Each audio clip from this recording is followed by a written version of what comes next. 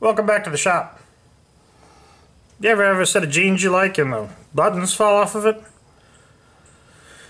This is a set of jeans that Catherine wears, and she asked me to fix them. And I honestly don't think I've ever put a button on jeans, and I've came across two different styles of button repairs.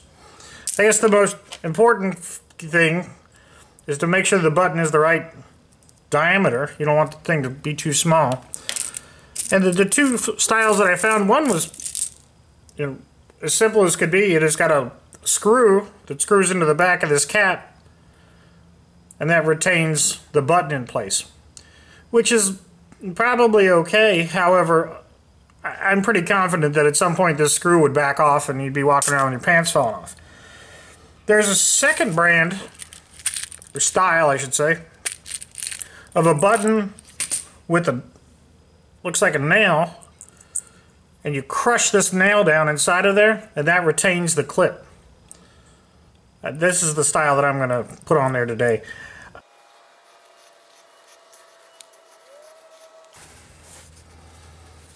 So there's the nail shoved through.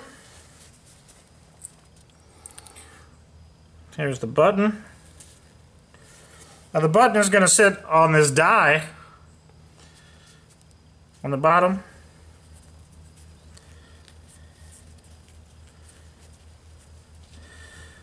And then we have this anvil here, this punch with the recessed curve, that concave in there. And we're going to smash this down with what Stacy from that truck series would call a BFH.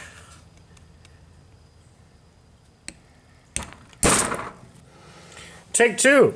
Apparently I tried to seat that way too far and then just ended up using it as a cookie cutter and cutting through the pant leg, or through the jeans.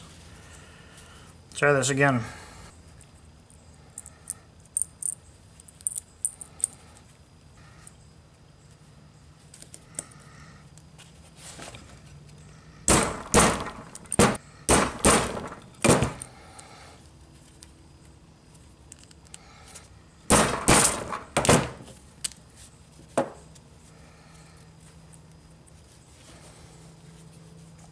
That is much better. So the BFH was a bad idea, and it really didn't take a lot to tap that down to make these two surfaces line up. So the whole point is the connection is a swaged nail at the end, and once you get that larger than the diameter of this hole, that connection's been made up. You don't need to drive it home like I was doing. That was not well thought out on my part. But that should be more than good enough. Thanks for watching.